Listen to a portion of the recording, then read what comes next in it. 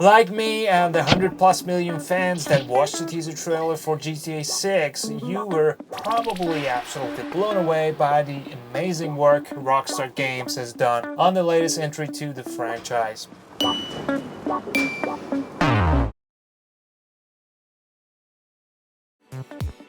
After watching the trailer a few times, I couldn't help but notice something in the background. The Angstipan billboard. I think it looks pretty awesome and has that typical GTA humor we've all grown to love. In this video, we'll remake these characters from scratch. If you're new here, make sure to hit the subscribe button so you don't miss out on any new videos and free project files. Okay, let's jump in.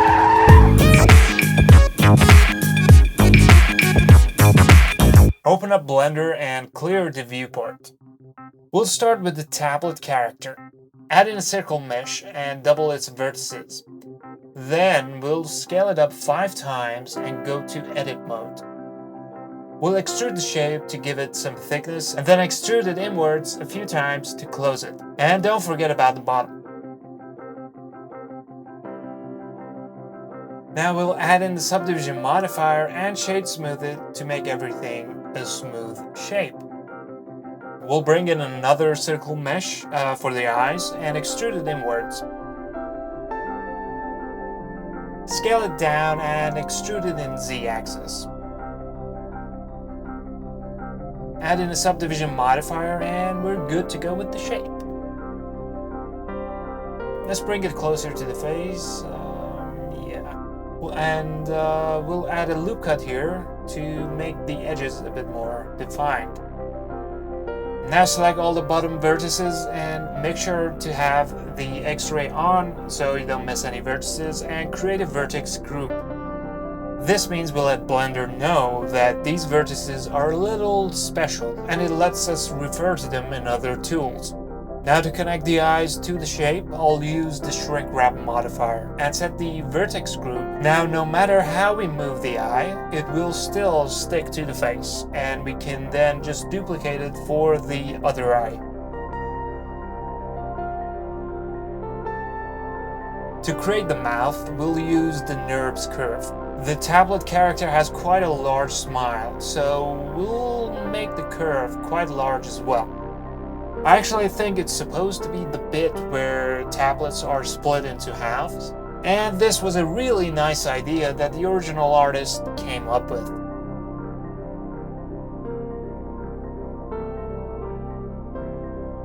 Once you're happy with the shape, we'll add depth to it. And obviously that's too much, so we'll bring it down to 0.1. And let's also make the outer vertices a bit smaller. Yeah, that's pretty good. But let's make it a bit more defined.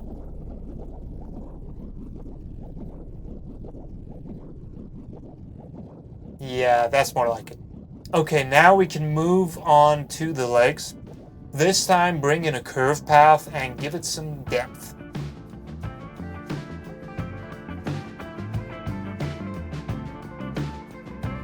Say 0.25. 0.15. Yeah, that's good. Now move the last 2 vertices down a bit more to make the legs a bit longer.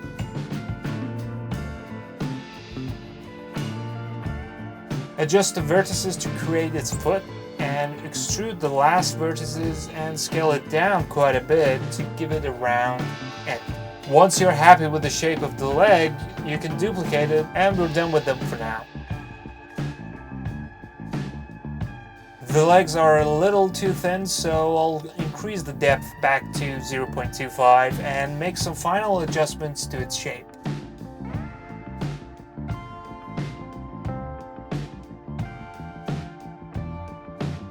Great. Now to create the arms, I'll duplicate the legs layer and go to edit mode. We'll remove the extra vertices, so we'll have just one arm to deal with. We'll point the hands down and duplicate it.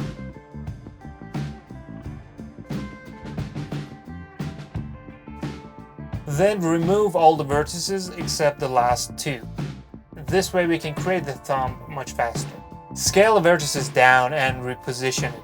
I did try to add the thumb directly to the path by extending one of the vertices, but that didn't quite work out so well. But let me know if you have any other ways of doing it in the comments. You can add the mirror modifier right now and finish it, but I want to get the pose from the billboard, so we'll leave it for now. Let's switch off all the layers and move on to what I think is the brain. The billboard from the trailer isn't quite clear, but do you think it's a brain? I think it's a brain.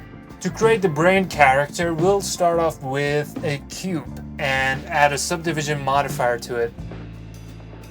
Then add a few loop cuts and rotate the ends to form the brain shape. We're looking for kind of like a squished ball shape, if that makes sense. Remove half of the shape and make it rounder.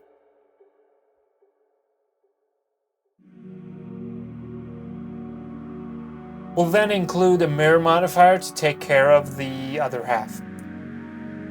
We'll also bring the back down a bit to make it more brain-like. To fix the overlapping vertices, I'll select them and scale them down to 0. This will align all the points, then we can switch clipping on to avoid any gaps. To make the brain lines, we'll add a blank grease pencil and go into draw mode. This mode is perfect for getting more natural curves. We'll change origin to surface, so anything we draw follows the surface of our mesh, and change the offset value to 0 so it's directly on there. Now start drawing squiggly lines. Mine is more stylistic and less like an actual brain shape, but you can be more realistic if that's the style you're going with. Either way, try to make the lines quite intertwined to get that brain look. Once you're happy with it, convert it to a path layer. This will transfer all of our points into a curved path, which we can then add depth to, like that. Doesn't that look great? Now you may need to scale down a few points to remove imperfections, but this generally works great. Now we'll adjust the scale a bit and bring it closer to the world origin and add a mirror modifier to take care of the other half. Bring the brain lines quite close to each other and adjust both shapes to fit together nicely.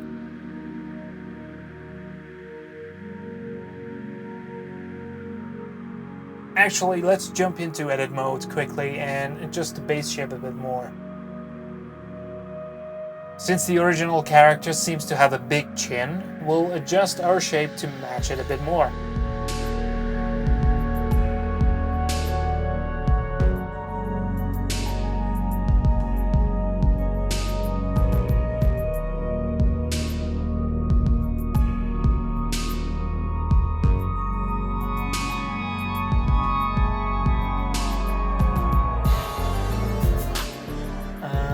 Yeah, that's more like it. Let's create the mouth.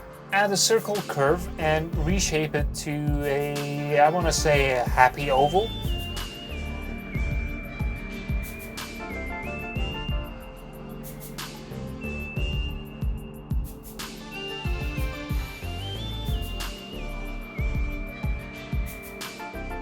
We'll then add depth to it to get the lips. 0.25 is pretty good. Now we'll change perspective and realize the mouth is all the way to the side. Yeah. Bring the mouth back onto the brain and convert it to a mesh. Add a subdivision modifier and then bring in a simple plane. I'll bring it a bit further back so it's easier to manage. Now we'll reposition the vertices to make it similar to the mouth shape.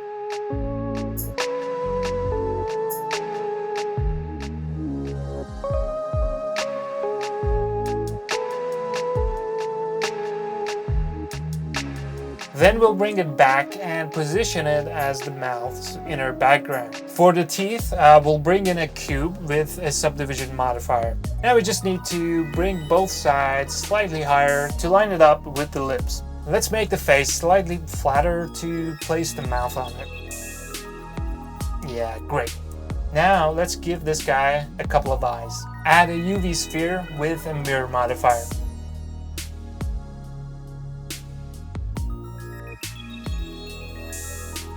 Now we'll make a couple of new materials that we'll set up later.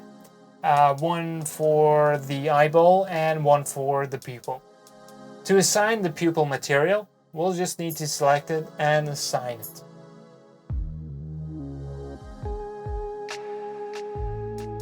Now we'll just rotate it a touch to give it more character.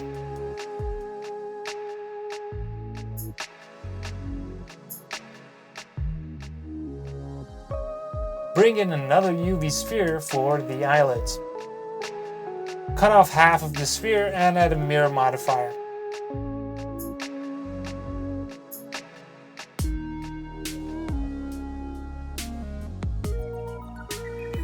Reposition and rotate it and place it over the eyeball. Great. Now we can duplicate it and bring it to the bottom as well.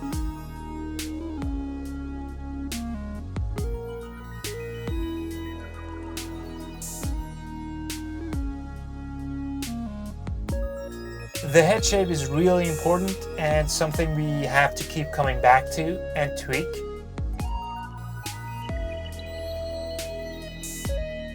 But once you're happy with it, move on to the arms and legs. We can use the arms and legs we made earlier and duplicate it for the brain character.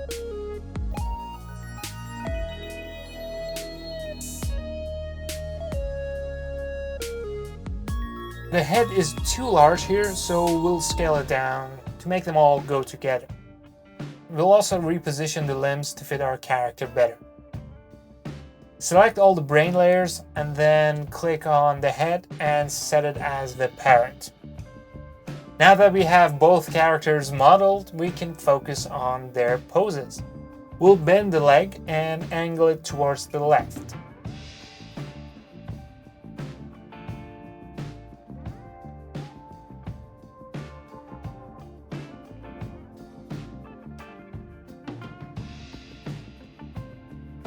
Following their pose from the banner, we'll bring the characters closer to each other and make them more, shall we say, intimate. The focus of the billboard is that the tablet is sort of comforting the brain, and we'll follow that by adjusting the tablet's arms. Jump into edit mode and adjust it to how you see fit.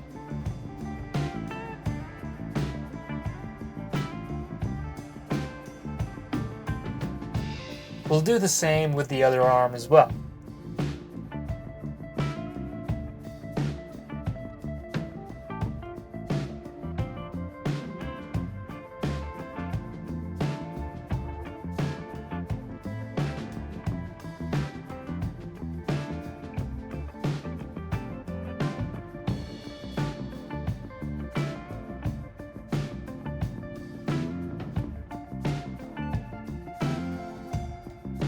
Let's also adjust the brain's arms and legs to reflect its relaxed feeling.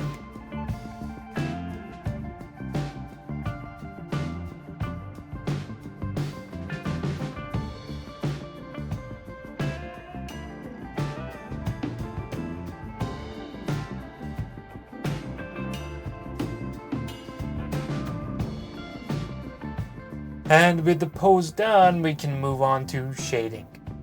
I'll import an HDRI image. The brain shape is a bit pointy here, so I'll quickly fix that.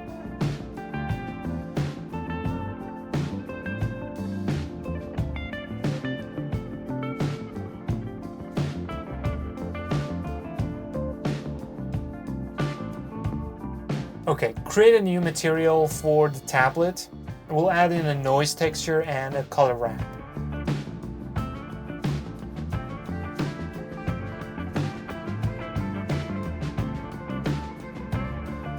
Give it a white and light blue color.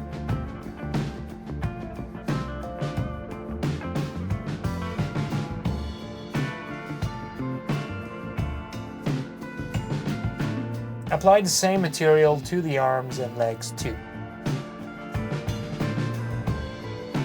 Next, the eyes and mouth. This one's going to be a bit simpler. Just set a darker blue color for it and slightly reduce its roughness so it's a bit more shiny. And set the same material to the eyes.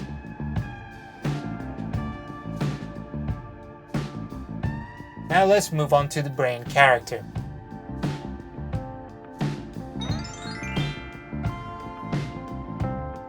Again, bring in a noise texture with a color ramp and set 2 shades of orange as its colors.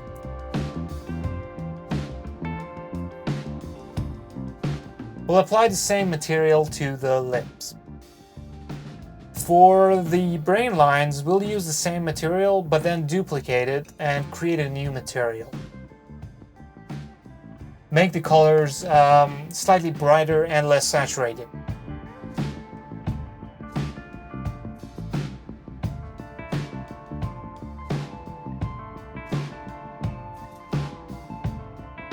For the mouth, we'll have to set up 2 materials. One would be a dark color as the mouth's background and another for the lips.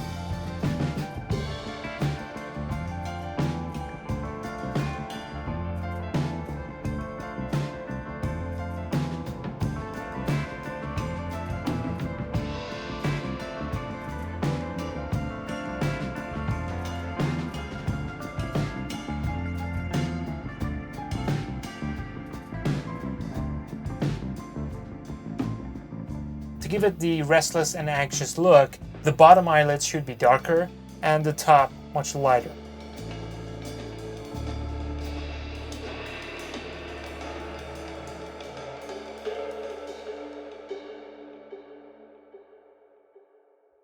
We'll also make the eyeballs yellowish and reduce its roughness to 0, so it's super shiny.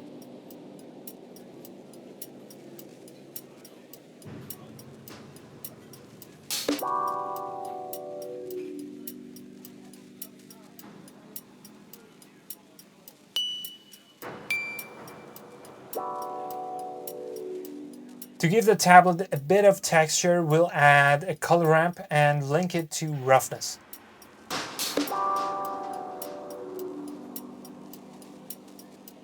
This will make parts of the tablet more shiny and reflective. Let's also add a noise texture and a bump shader.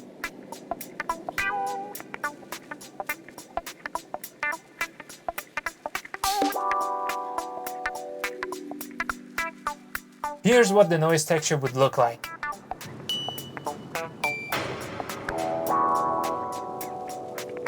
And here it is with the bump shader. It's a bit too much, so we'll bring the strength down to 0.1. Next, we'll do the same to the brain's noise texture.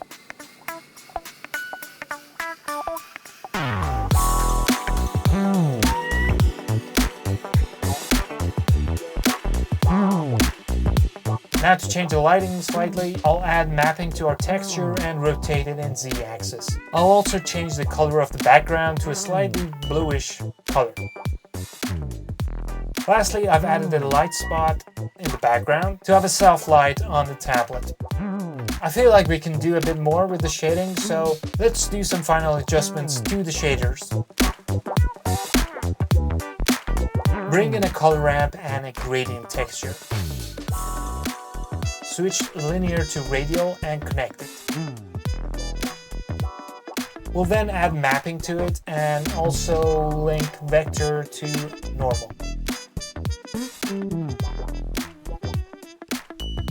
Change the X rotation to 270 and set the colors to go from a pinkish hue to a yellowish white.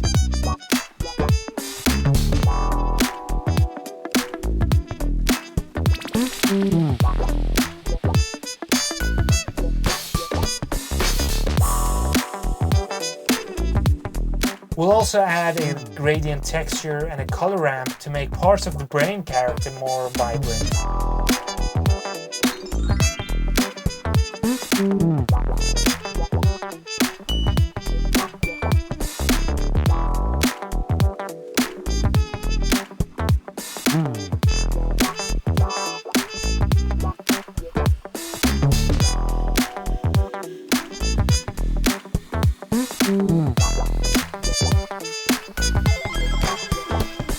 And there we have our Angstipan characters. This was a lot of fun to make, and I couldn't help, and I ended up animating them as well. If you enjoyed this video, smash the like button and make sure to hit the subscribe button. A more in-depth time-lapse version of this tutorial is also available here if you're interested. By the way, let me know in the comments if you'd like to get a copy of the Blender file and I'll set it up. As always, thanks for watching and see you in the next one.